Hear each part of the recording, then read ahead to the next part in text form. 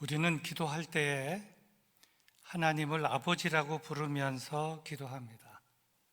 그렇게 기도하는 이유는 예수님께서 그렇게 기도하라고 가르쳐 주셨기 때문입니다. 그런데 유대인들은 기도할 때 하나님을 아버지라고 부르며 기도하지 않습니다. 아니, 그렇게 기도하지를 못합니다. 이유는 그렇게 기도하지 말라고 배웠기 때문입니다.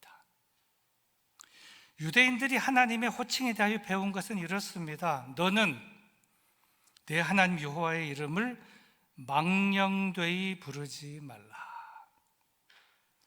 하나님이라고 부르지 못합니다. 또 그래서 그들은 늘 하나님의 이름을 부를 때 크게 조심하는 것입니다. 망령되이 부르지 않으려고. 그 대명사인 아도나이라고 하는 그런 대명사를 사용합니다.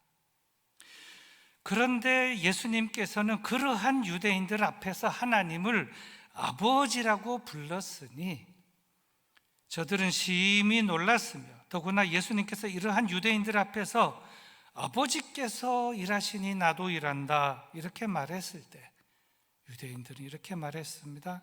이것은 신성모독이다.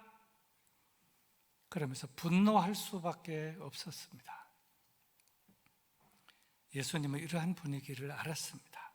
그러나 그래도 계속했습니다. 이유는 바르게 가르쳐 주려고 그랬다고 봅니다. 그러면 무엇을 가르쳐 주려고 하셨을까요?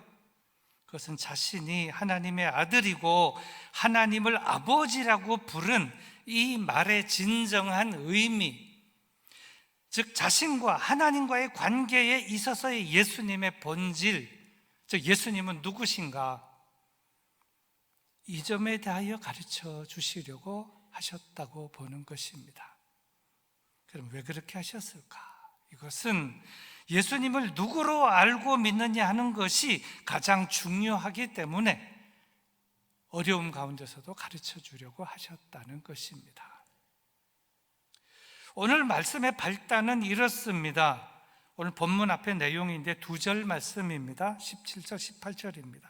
예수께서 그들에게 이르시되 내 아버지께서 이제까지 일하시니 나도 일한다 하시매, 유대인들이 이로 말미암아 더욱 예수를 죽이고자 하니 이는 안식일을 범할 뿐만 아니라 자신을 자기의 친아버지라 하여 자기를 하나님과 동등으로 삼으심이러라. 자, 그렇다면 이제 본격적으로 예수님은 어떤 분이신가, 이 점에 대하여 말씀을 중심으로 살펴보도록 하겠습니다. 첫째로 예수님은 어떤 분이신가? 예수님은 아버지 하나님께서 하시는 일 그대로 행하시는 분이십니다. 이 말씀은 동등성, 하나님과 예수님의 동등성, 아버지와 아들의 동등성에 대한 말씀입니다.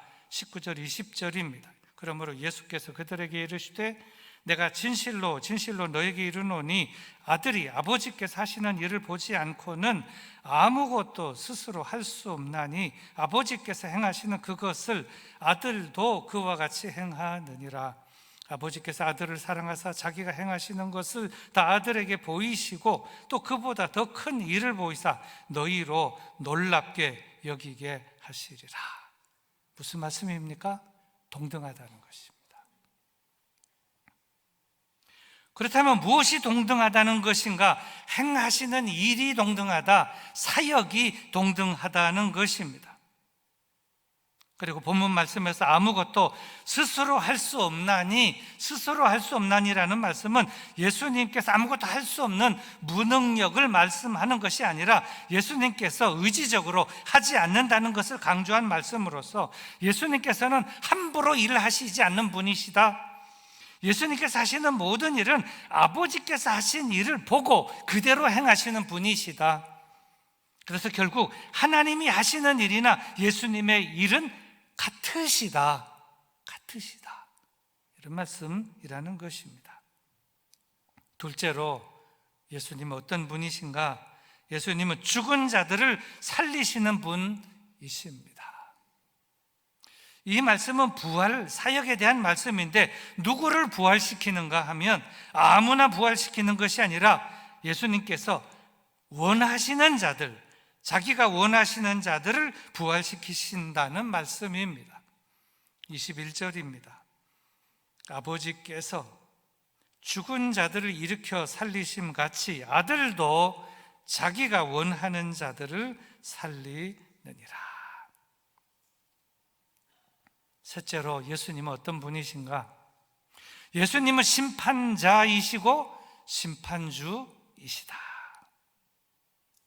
이 말씀은 심판에 대한 말씀입니다.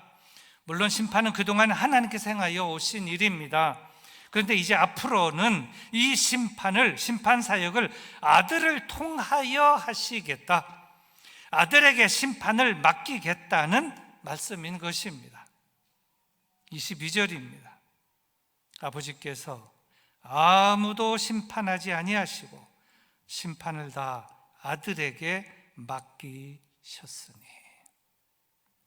이 말씀의 가장 중요한 요지는 심판인데, 이 심판을 아들에게 다 맡기시겠다, 심판을 아들에게 다 이제는 맡겼다라는 그런 말씀입니다. 또 27절 말씀도 보면 같은 말씀인데 이렇습니다. 또 인자됨으로 말미암아 심판하는 권세를 주셨느니라. 아들됨으로 말미암아 심판하는 권세를 주셨다는 것입니다. 말씀을 자세히 보면 한쪽에서는 심판의 권한을 주셨습니다. 또 한쪽에서는 그 심판의 권한을 받았습니다. 이 내용을 좀 더 조정해서 말씀드리면 이렇습니다. 심판의 주관자는 성부 하나님이시고 심판의 시행자는 성자 예수님이시라는 것입니다. 사실 심판은 본래 하나님 아버지의 몫이었습니다. 성부의 몫이었습니다. 그래서 그동안 하나님께서 심판을 다 행하여 오셨습니다. 그런데 그 심판의 권한을 이제는 다 아들에게, 인자이신 아들에게 다 맡기셨고 맡겼다는 것입니다. 오늘 설교 제목을 아들의 권한, 예수님의 권한, 그러면서 그 권한 뒤에다가 괄호하고 권세라고 썼는데, 그렇게 쓴 이유는 좀 더 알기 쉽게, 이해하기 쉽게 하기 위해서 그렇게 쓴 것인데, 성경 번역본 중에 그렇게 쓴 성경이 있는데 그것이 현대인을 위한 성경, 현대인의 성경이 그렇게 번역을 했습니다. 심판하는 권세를 주셨다. 권한을 권세라고 번역했는데 저는 이 번역이 잘 됐다고 저는 생각하기 때문에 괄호 안에다가 알기 쉽게, 이해하기 쉽게 그렇게 쓴 것입니다. 그러면 왜 심판을 다 아들에게 주셨고 심판을 다 아들에게 맡기신 것일까요? 그렇게 주시고 맡기신 목적이 분명히 있는데 그것이 23절에 그 이유를 설명하고 있습니다. 23절입니다. 이는 모든 사람으로 아버지를 공경하는 것 같이 아들을 공경하게 하려 하심이라. 아들을 공경하지 아니하는 자는 그를 보내신 아버지도 공경하지 아니하느니라. 무슨 말씀입니까? 하나님을 공경하듯 이제는 아들도 공경하라는 그런 말씀인 것입니다. 이 말씀을 보면 심판이라고 하는 관점에서 아버지와 아들이 동등하고, 공경이라고 하는 관점, 공경을 받으시는 그 입장에서 보면 하나님을 공경하듯이 아들도 공경하라라고 했을 때, 공경이라는 관점에서 볼 때도 아버지와 아들은 동등하다는 것입니다.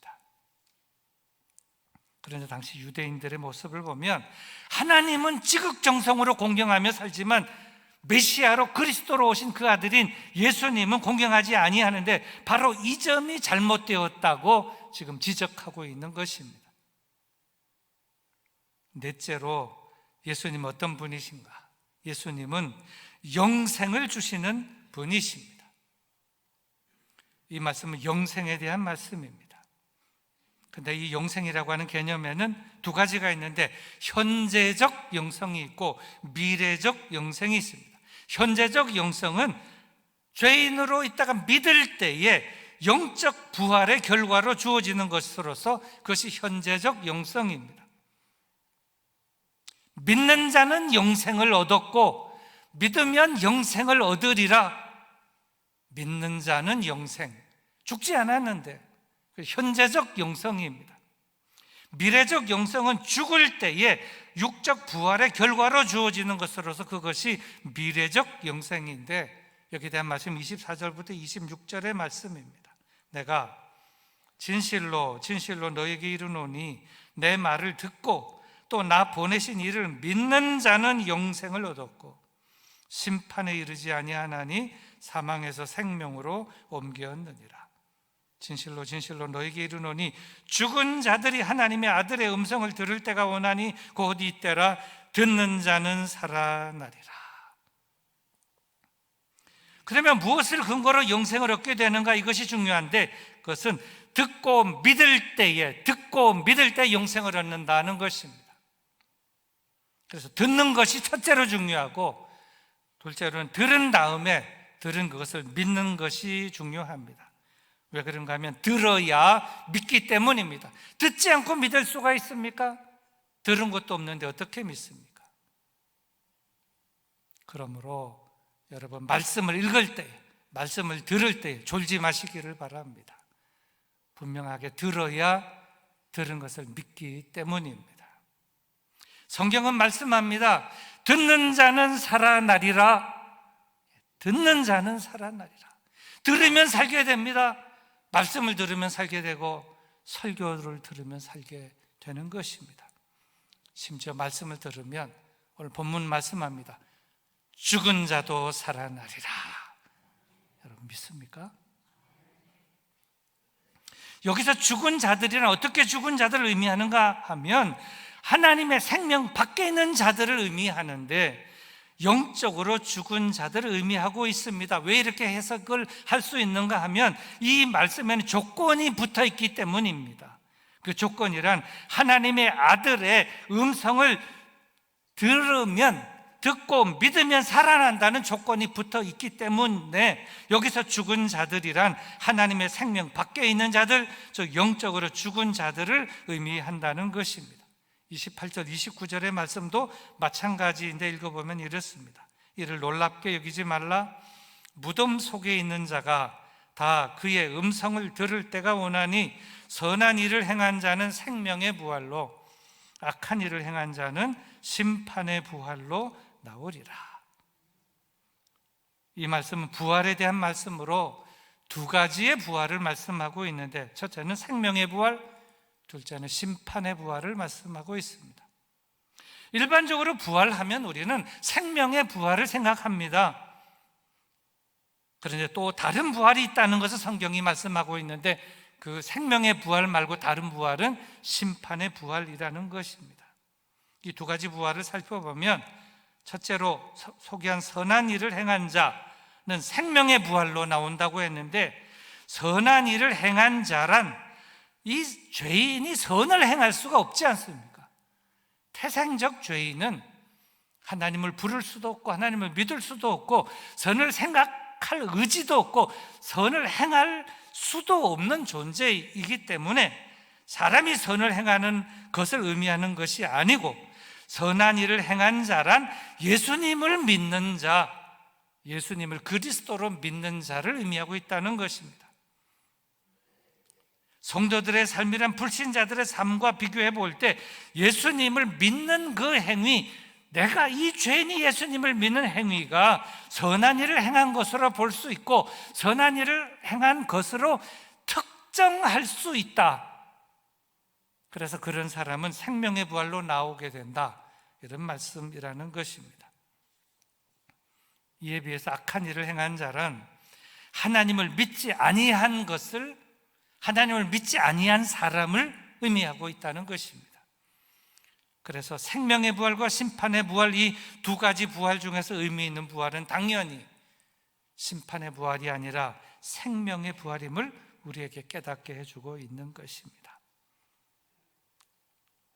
부활은 누구에게나 있습니다. 믿는 자는 생명의 부활로, 믿지 않는 자, 불신자도 부활하는데 그들은 심판의 부활로 부활하게 되는 것입니다.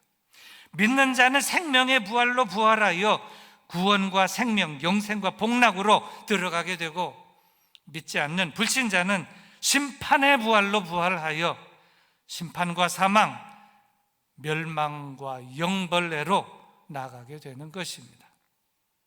이제 말씀을 마치려고 합니다. 말씀을 정리하면서 오늘 본문에서 예수님은 자신이 어떤 존재인가를 분명하게 말씀하셨는데, 여러 가지 말씀 가운데 정리해서 세 가지만 말씀드리면 이렇습니다. 첫째로 19절에서 아버지께서 행하시는 그것을 아들도 그와 같이 행하느니라 하는, 여기에서 성부 하나님이 행하시는 일이나 성자 예수님이 행하시는 일은 같다.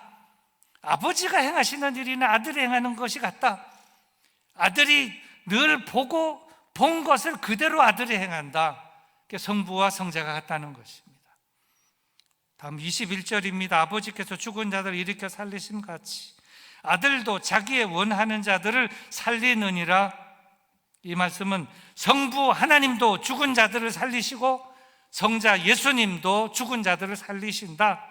죽은 자들을 살리는 것, 병 고치는 것이 아니라 죽은 자들을 살리는 것 용한 의사도 못하는 것인데, 이것은 성부 하나님만이 하실 수 있는 일이고 성자 예수님도 하실 수 있는 일이다. 죽은 자들을 살리신다라고 하는 관점에서 볼 때 성부와 성자는 같다, 동일하다. 우리가 믿는 예수님이 바로 그런 권한과 권세를 가지신 분이시다라고 하는 말씀입니다. 셋째로 22절입니다. 아버지께서 아무도 심판하지 아니하시고 심판을 다 아들에게 맡기셨다. 이 말씀은 그동안 우리가 알고 있는 모든 심판은 하나님만이 하신다 그랬는데, 이때까지 하나님께서 해오셨던 그 모든 심판을 아들에게 다 맡기셨다.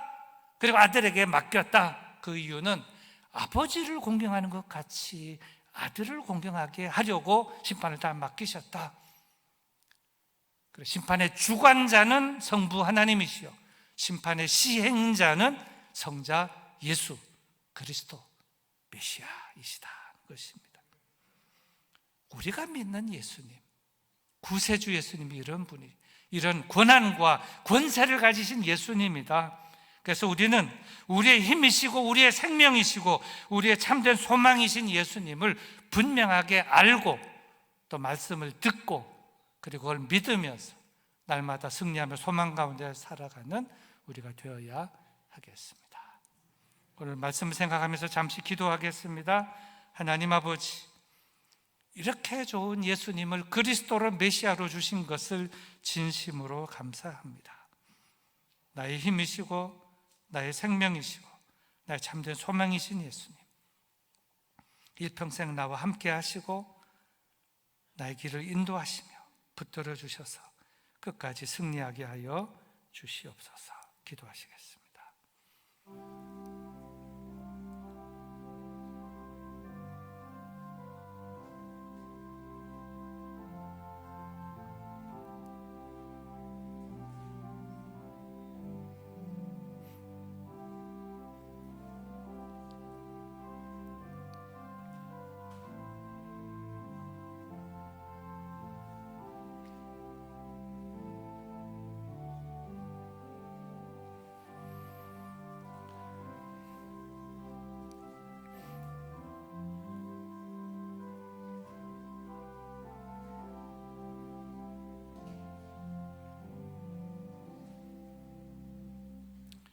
하나님 아버지, 우리 모두는 다 태생적 죄인들입니다. 100% 죄인들로 태어났습니다. 죄와 악 가운데 모태에서부터 태어난 존재로서 하나님을 알고 싶은 생각도 없고 하나님의 이름을 부를 의지도 없는 태생적 죄인들이었지만, 그 크신 사랑과 자비와 은총으로 하나님의 사랑을 알게 하시고 듣게 하시고 믿게 하시고, 하나님을 믿음으로 하나님께서 보내신 예수님이 메시아요 그리스도인 것을 알게 하시고 듣게 하시고 믿게 하시며, 그 예수님이 이처럼 귀하신 분이시라는 것을 또 알게 하시고 또 분명하게 붙들게 하시니 진심으로 감사합니다. 내가 믿는 바, 희미하게 믿지 말고 분명하게 믿으며 굳건하게 붙잡고 좌로나 우로나 흔들리지 않고 그 여러 바람이 불고 폭풍 후 변화무쌍한 삶 가운데서도 꿋꿋하게 이 믿음의 길을 잘 걸어갈 수 있도록 주님 인도하여 주시옵소서. 하나님을 아버지라고 부르지 못하는 사람들이 얼마나 많은데 예수님께서 우리에게 하나님을 아버지라고 부르며 기도하라고 가르쳐 주신 것을 감사드립니다.